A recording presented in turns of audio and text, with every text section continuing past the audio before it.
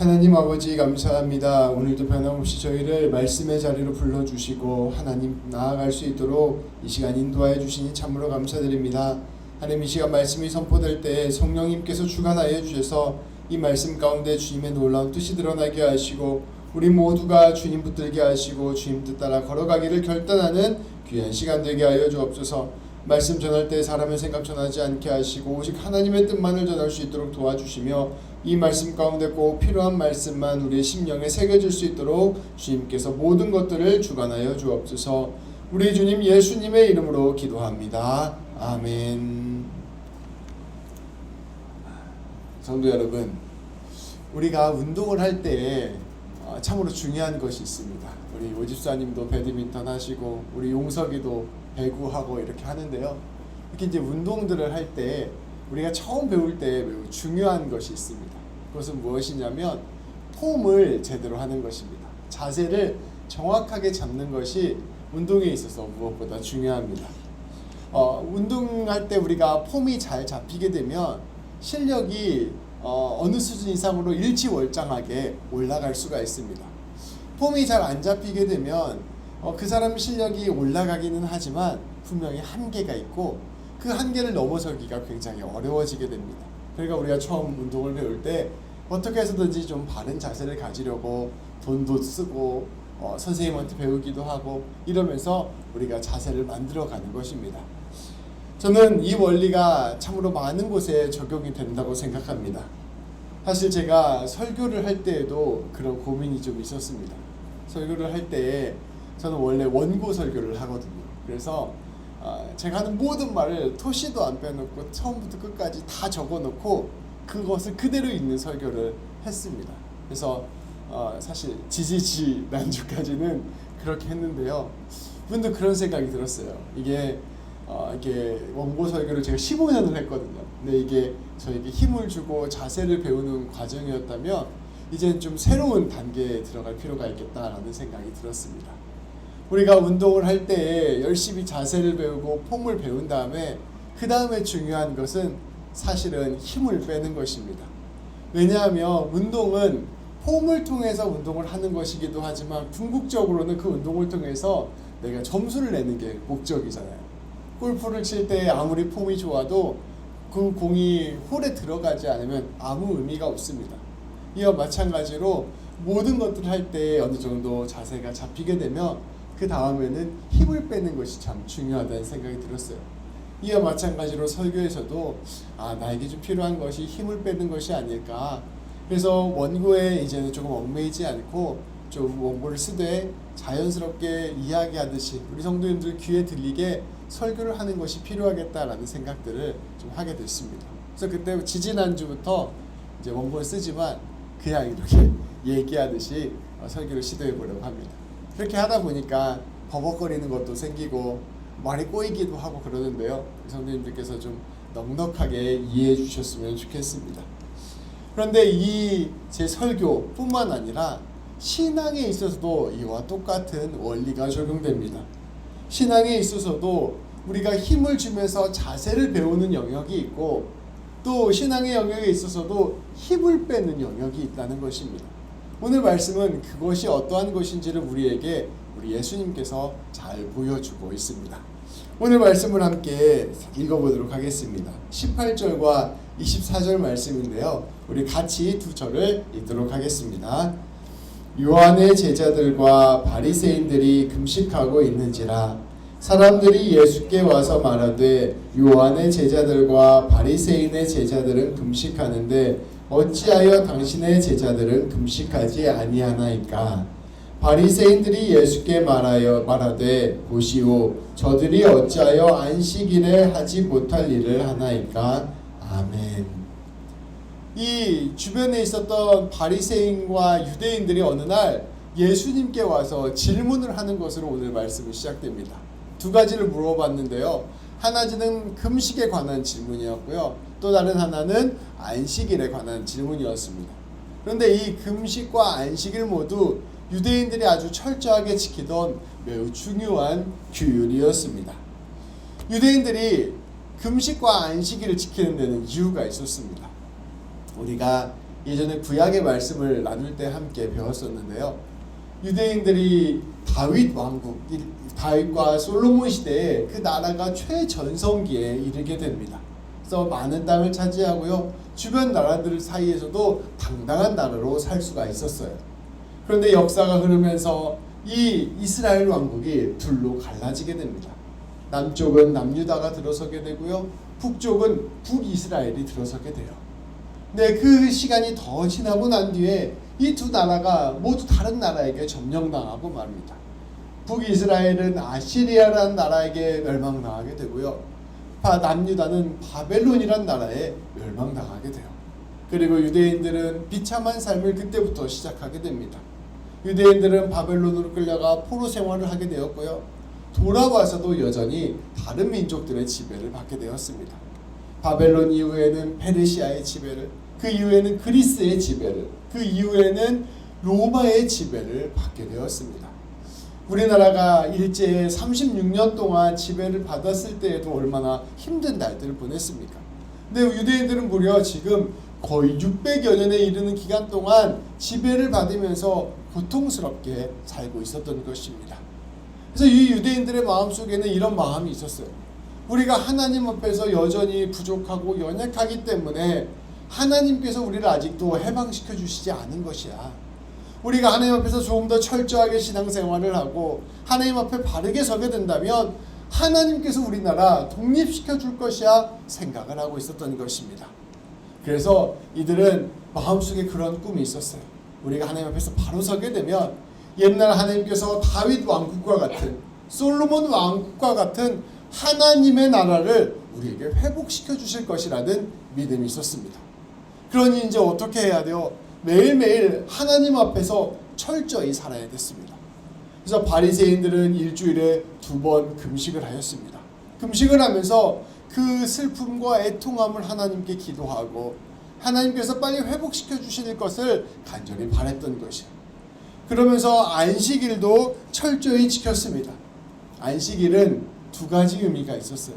안식일에는 하나님의 창조를 기억했고요. 하나님의 구원을 기억하는 날이었습니다. 그러니까 안식일을 철저히 지키면서 하나님께서 우리를 창조하셨던 것처럼, 하나님께서 우리를 구원하셨던 것처럼 이제 우리를 해방시켜 주십시오 하는 마음으로 금식과 안식일을 지켰던 것입니다. 안식일을 얼마나 철저히 지켰는지 안식일에 하면 안 되는 규율 39가지를 만들어 놓고 이것을 막 지켰던 것입니다. 그런데 이 사람들의 눈에 보기에 예수님을 따르는 사람들은 그러한 삶을 살지 않는 것입니다. 예수님과 예수님 따르는 사람들은 금식도 하지 않았어요.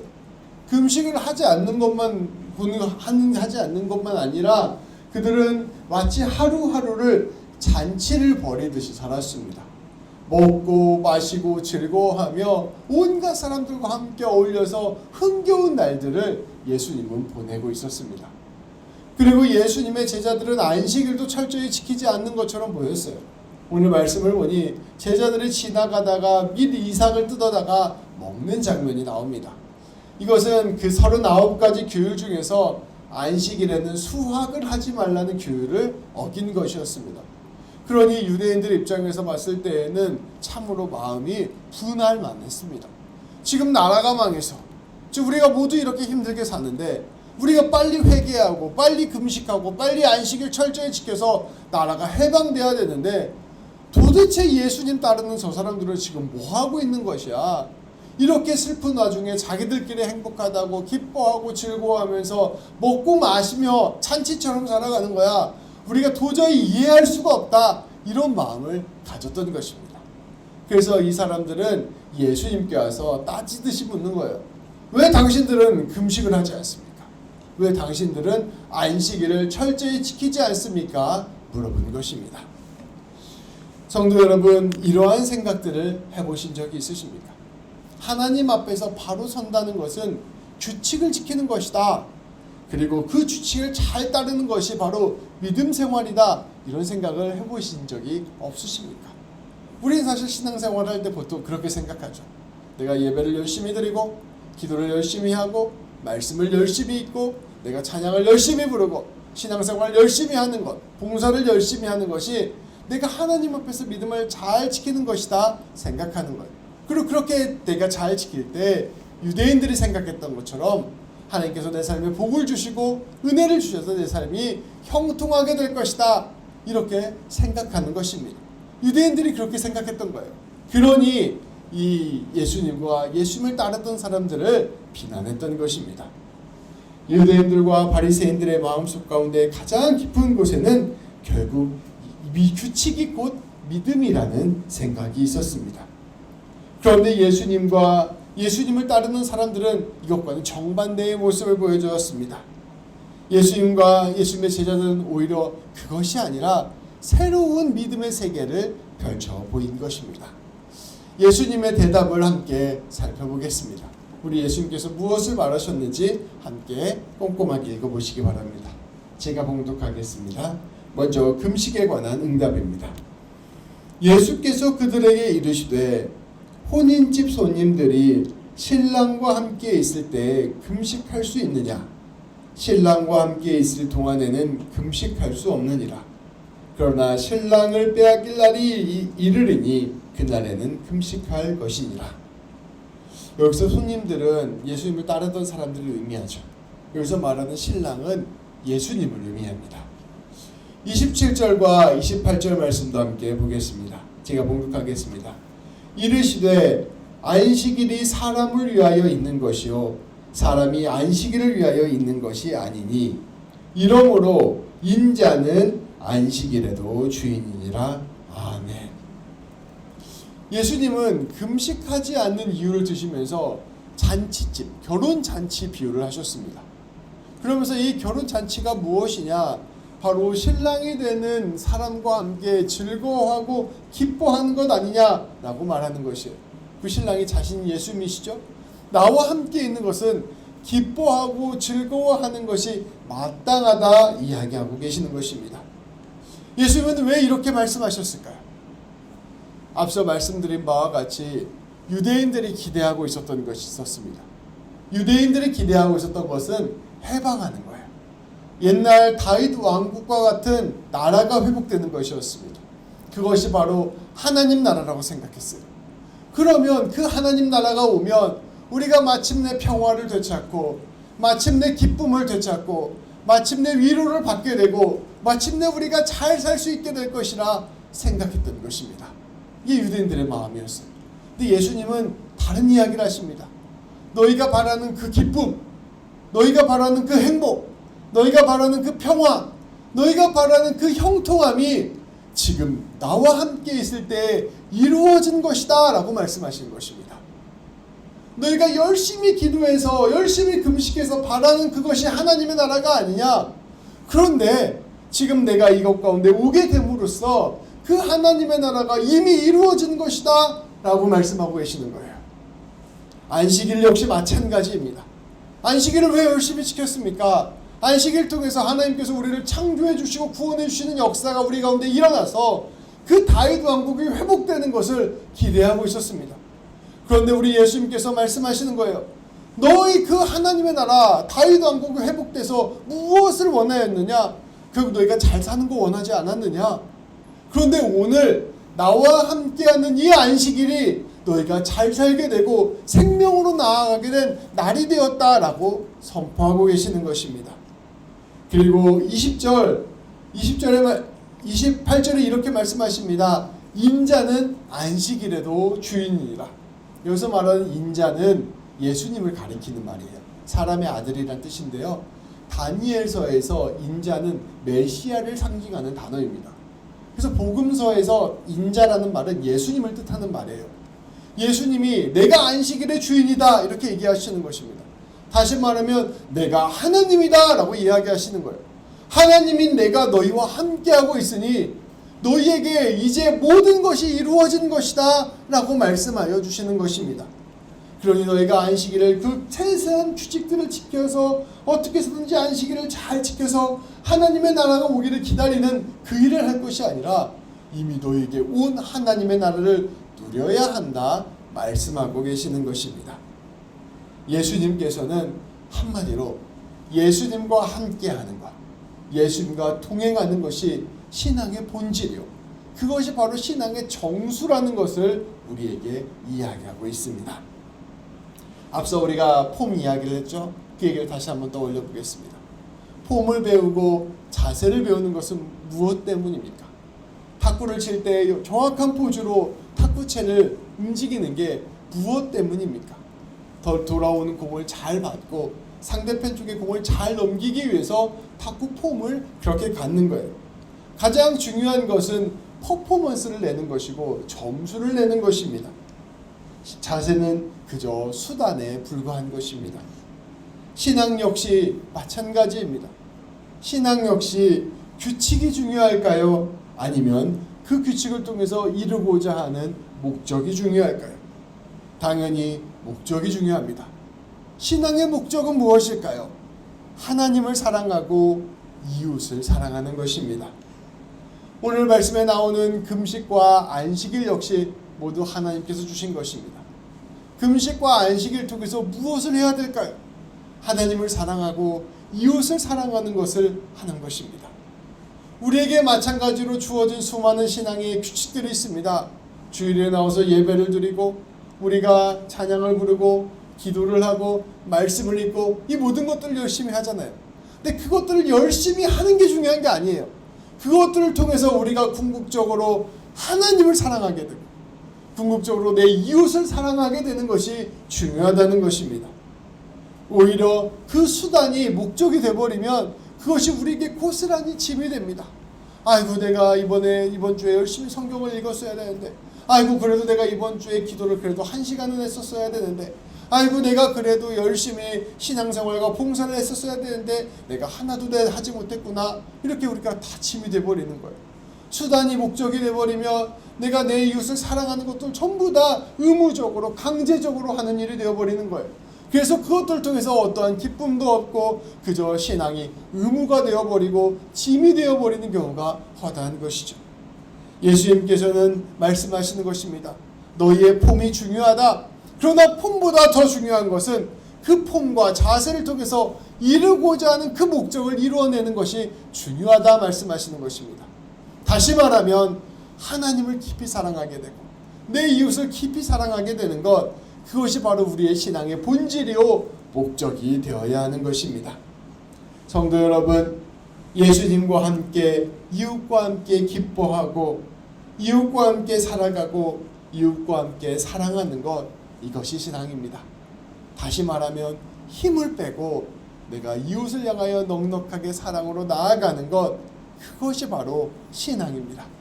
신앙생활 한다고 꼿꼿해져서 누가 봐도 저 사람은 권세가 있어 이렇게 돼서 완벽한 신앙이냐, 이렇게 되는 게 신앙인의 목표가 아니에요. 그렇게 경직된 사람이 돼서 맨날 말씀만 하면서 다른 사람들 정죄하고 다니는 사람, 난 기도 1시간 하는데 너 왜 10분밖에 기도하지 않아? 이렇게 말하고 다니는 것이 신앙의 목표가 아닙니다. 신앙의 목표는 그 모든 것들을 내 안에서 곱씹어서 결국에는 하나님을 깊이 사랑하는 사람, 이웃을 깊이 사랑하는 사람이 되어주는 것이 바로 신앙의 목표입니다. 성도 여러분, 이 놀라운 은혜를 누리게 되기를 소망합니다. 우리 예수님께서는 우리 예수님과 함께 기뻐하며 잔치하는 삶과 같은 삶을 우리에게 선물로 주셨습니다. 예수님은 우리가 참으로 휴식을 취하고 회복을 누리며 생명을 살리는 안식을 누리기를 원하십니다. 우리 예수님께서는 지극히 사랑하는 그 삶을 우리에게 주심으로 율법을 완성하신 것입니다. 진짜 신앙은 예수님과 동행하는 삶에 있습니다. 그 모든 일들을 통하여 예수 그리스도와 함께하고 그것 통하여 하나님 사랑하고 이웃 사랑하는 것이 있습니다. 신앙은 한마디로 말하면 규칙을 수행하는 것이 아니라 예수님과 함께 살아가며 사랑하는 것입니다. 성도 여러분, 우리가 그렇다면 이제 어떻게 살아가야 될까요? 우리가 앞으로 신앙생활을 할 때 우리가 우리의 삶에서 이것을 어떻게 적용할 수 있을까요? 우리 성도 여러분, 한 주간의 삶을 살아갈 때 저는 우리 성도님들이 경건의 시간을 갖기를 원합니다. 우리가 여러 차례 말씀드렸지만 꼭 말씀을 읽는 시간이 있어야 되고요. 우리가 찬양을 듣는 시간이 있어야 되고요. 무엇보다 주님께 기도하는 시간이 있어야 됩니다. 그런데 그것을 마치 경전을 달달달 읽듯이 읽는 그 시간으로 가져서는 안 됩니다. 기도를 의무감으로 그냥 앉아서 내가 하는 맨날 똑같은 기도를 반복해서 말하는 그런 기도를 해서는 안 돼요. 무엇보다 중요한 것은 우리의 마음의 기울기가 있어야 됩니다. 하나님, 제가 이 말씀을 통해서 진짜로 하나님의 말씀을 듣고 싶습니다 라는 마음이 있어야 돼요. 기도를 할 때 우리의 진심을 담아서 하나님, 내가 이 기도를 통하여 주님과 교제하고 싶습니다 하는 그 마음으로 기도를 올려드려야 됩니다. 그 찬양을 들을 때 음악이 아름답다 이런 차원을 넘어서서 하나님, 내가 이 찬양을 통하여 하나님을 깊이 경험하고 싶습니다 하는 고백이 있어야 됩니다. 그래서 우리가 경건의 시간을 갖되 그 모든 것들을 통하여 결국에는 하나님을 깊이 경험하는 시간이 되어야 합니다. 조금 더 확장하면 어떻게 될 수 있을까요? 단순히 경건의 시간뿐만 아니라 우리의 모든 일상이 하나님을 만나는 시간이 될 수 있습니다. 아름다운 하늘을 보면서, 저 푸른 나무들을 보면서, 또 오늘 내가 만나는 사람들과의 관계 안에서 내가 오늘 살아가는 모든 삶의 즐거움 속에서 우리는 하나님과 동행할 수 있고 하나님을 느낄 수 있고 하나님을 사랑할 수 있게 됩니다. 그래서 결국 우리의 삶이 하나님으로 가득 채워지는 것, 하나님과 함께 동행하면서 하나님으로 말미암아 주시는 그 기쁨과 평화를 누리게 되는 것, 이것이 바로 신앙입니다. 그래서 신앙은 우리의 삶에 하나님이 가득 차줘서 너무나도 행복한 것을 누리는 거예요. 그것을 우리 주님께서는 우리에게 선물로 주시는 것입니다. 또 다른 하나 매우 중요한 것이 있습니다. 우리는 그 하나님을 날마다 경험하면서 주님과 함께 주님이 주시는 마음으로 내 이웃을 돕고 살리는 실천을 해야 합니다. 어려운 일이 아닙니다. 제가 적어왔어요. 내 이웃을 살리고 세우는 좋은 말을 하는 것입니다. 모든 사람에게는 장점과 단점이 있어요. 모든 사람에게는 아름다운 면과 추한 면이 있습니다. 추한 면을 모르는 건 아직 순진한 거죠. 그런데 추한 면을 알면서도 불구하고 좋은 면만을 이야기해 주는 것은 굉장히 지혜로운 것입니다. 지혜로운 말로 좋은 말을 하고 살리는 그런 말을 하루하루 하는 것, 하나님이 주시는 마음으로 사람을 살리는 말을 하는 것, 그것이 바로 하나님과 동행하는 삶입니다. 또한 내 이웃에게 따뜻한 밥 한 끼를 대접하는 것입니다. 먹이는 거예요. 먹이고 나누면서 우리가 성도의 교제를 나누는 삶을 살아가는 것, 그것이 바로 주님과 동행하는 신앙인의 삶입니다. 더와 더 있습니다. 하기 싫고 귀찮은 일이 있을 때 그것을 먼저 해주는 일입니다. 내가 이거 정말 번거롭고 어렵지만 내가 누군가를 위해서 번거로운 일 하나를 더 해주는 것, 이것이 바로 하나님의 사랑입니다. 제가 캐나다에 와서 배운 게 있는데요. 우리 용석이랑 어저께 운전하면서 이야기했는데요. 제가 서울에서 운전을 배웠잖아요. 절대 양보해 주지 않았습니다. 끼려고 하면 빨리 가고 또 내가 먼저 끼어 들어가고 이렇게 배웠었는데요. 캐나다에 오니까 깜빡이만 놓으면 거의 대부분 껴주더라고요. 그리고 제가 아주 감동을 받은 게, 그 빨간불일 때 차들이 쭉 서 있는데 그 이제 거기 무슨 상가 같은 데서 나오면 꼭 먼저 가라고 이렇게 해주잖아요. 저 그게 엄청 큰 감동이었어요. 서울에서는 한 번도 경험해보지 못한 거였거든요. 그래서 저도 한 1년 정도 지난 다음부터는 멋있게 이제 다 이거를 배웠거든요. 손짓하는 걸 배우고 손 드는 걸 배우고 이러면서 캐나다 운전 문화를 조금씩 배워가고 있습니다. 이와 마찬가지로 우리의 삶에서 작은 여유를 내어서 누군가에게 양보를 해주고 누군가에게 도움을 주고 누군가에게 웃어주는 일을 하는 것, 이것이 바로 신앙의 정수와 맞닿아 있는 것입니다. 내가 예수님 믿는 사람이니까 내가 이렇게 좀 좋은 일을 해야지, 이게 아니에요. 예수님 믿는다는 것과 방금 제가 말씀드린다는 건 거의 같은 말이에요. 그러한 삶을 내 삶에서 살아가는 것, 그런 향기를 풍겨나가는 것, 그것이 우리 주님께서 우리에게 말씀하고 계시는 것입니다. 또한 다른 사람의 이야기에 관심을 기울이는 것입니다. 다른 사람이 어떠한 삶을 사는지 그 사람의 마음을 헤아려 주는 것입니다. 그리고 그 사람을 위하여 기다려주고 그 사람을 품어주고 그 사람에게 내가 줄 수 있는 작은 도움을 내어주는 것입니다. 누군가를 대할 때 판단하고 정죄하는 것이 아니라 그 사람이 서 있는 자리에서 그 사람의 삶을 헤아려 주는 것입니다. 그리고 예수님이라면 이 사람을 어떻게 생각해 주실까를 생각하고 그 사람을 품어주는 것입니다. 그리고 이러한 모든 삶 가운데에서 이웃을 위하여 진실로 기도하는 것입니다. 그런데 중요한 것은 제가 이런 걸 말씀드렸는데 이것을 내가 이제 규칙으로 다시 삼아서 내가 이걸 다 지켜야지. 또 이제 그렇게 안 하는 사람 보고 비난하고 정죄하고 이런 게 아니고요. 하나님의 마음을 깊이 느껴서 그것을 자발적인 마음을 하는 것입니다. 내가 하나님 예수님의 마음을 깊이 느껴서 내가 용기를 내서 한 걸음 하는 거, 내 길을 내딛는 거예요.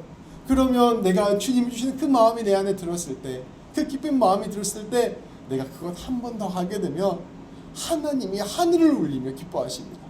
그리고 그 일들을 통하여 우리가 낸 그 작은 보리떡 5개와 물고기 2마리를 통하여 세상을 바꾸는 일을 우리 주님께서 하시는 것입니다. 이것이 바로 우리 주님께서 주신 하나님 나라요, 하나님 나라를 사는 방법입니다. 이것이 우리 주님과 함께 안식일을 하며 보내는 삶이요, 이것이 우리 주님과 함께 잔치를 벌이는 삶인 것입니다. 또한 주일을 지킬 때에도 마찬가지입니다. 그저 형식적으로 교회에 나오는 것이 아니라 내가 이 시간은 정말로 주님과 함께 보내는 시간으로 고백하며 다짐하는 것입니다. 그것은 무엇이냐? 내가 주님 앞에서 열심히 일해야지, 이게 아니에요. 내가 오늘은 예수님과 함께 쉬어야겠다. 내가 오늘은 예수님과 함께 회복해야겠다. 오늘은 예수님이 나를 푹 안아주시는 것을 느껴봐야겠다. 오늘은 예수님이 내 인생을 손잡고 가시는 것을 내가 경험해야겠다라는 것을 고백하는 날입니다. 그것을 누리는 날이에요. 우리가 더불어 함께 사랑하고 잔치하는 날을 기뻐하는 날입니다. 우리의 모든 삶에 우리 주님께서 함께하고 계심을 기억하고 그것을 누리며 집중하는 날입니다. 말씀을 정리하겠습니다. 성도 여러분, 신앙은 우리 예수님과 함께하는 것이 신앙입니다. 신앙은 규칙을 잘 지키는 게 신앙이 아니고요, 예수님과 함께하는 것입니다. 그럼 규칙이 필요 없냐? 그런 게 아니에요. 규칙이 필요한데요, 그 규칙을 통해서, 그 자세를 통해서, 그 폼을 통해서 예수님을 깊이 경험하고 예수님과 함께하는 것이 신앙입니다. 예수님과 함께함으로 하나님을 깊이 사랑하고 이웃을 사랑하는 것, 하나님이 우리를 깊이 사랑하심을 경험하고 그 사랑 안에서 사랑을 전하는 삶이 바로 신앙입니다. 바로 형식과 규칙에 갇힌 것이 아니라 인격적으로 동행하는 것입니다. 우리 주님과 함께 기뻐하고 살아가며 사랑하는 것입니다. 그것이 바로 오늘 말씀에 나오는 새 술은 새 부대라는 말의 뜻입니다. 우리 주님이 우리에게 아름다운 새 술을 주셨으니, 놀라운 사랑을 주셨으니 우리가 이제 새 부대가 되어야 하는 것입니다. 이 놀라운 사랑을 가득 채워서 우리의 모든 삶에 주님의 향기가 흘러 넘치게 되길, 그래서 우리 성도님들이 가장 먼저 그 충만한 기쁨과 평강을 누리게 되시기를 우리 주님의 이름으로 축복합니다. 기도하시겠습니다. 하나님 아버지 감사합니다. 너무나도 우리 귀한 성도님들, 하나님의 백성으로 예수님의 제자로 성령 충만한 성도로 불러주시니 참으로 감사드립니다. 하나님, 우리 귀한 성도님들의 마음 가운데 주님이 찾아와 주시고, 우리 성도님들의 마음 가운데 주님께서 만져주시고, 우리 성도님들 가운데 주님께서 안아주옵소서. 하나님의 지극한 사랑이 우리의 마음을 가득 채우게 하여 주시고, 하나님께서 우리의 삶을 이끌고 계시고 책임져 주심을 깊이 경험하게 하여 주시며, 하나님께서 우리의 모든 것들 가운데 함께하고 계심을 누리는 우리 모든 성도님들 될 수 있도록 인도하여 주옵소서. 하나님, 그리하여 오직 하나님께 사로잡혀 하나님만이 주시는 놀라운 기쁨과 감격을 누리는 우리 성도님들 되게 하시고, 하나님만이 주시는 참된 감사가 우리 입에서 솟아나는 귀한 삶을 살 수 있도록 인도하여 주옵소서. 우리 귀한 성도님들, 그리하여 이번 한 주를 살아갈 때, 더 나아가 한평생을 살아갈 때에 하나님이 주시는 그 놀라운 은혜로 가는 곳곳마다 사람을 살리고 생명을 살리는 삶 되게 하시고, 가는 곳곳마다 하나님이 주시는 소망이 되게 해 주시고, 가는 곳곳마다 어둠을 밝히는 빛이 되게 하시고, 가는 곳곳마다 주님의 영광을 드러내는 가장 귀한 복의 근원 될 수 있도록 인도하여 주옵소서. 우리 주님 예수님의 이름으로 기도합니다. 아멘.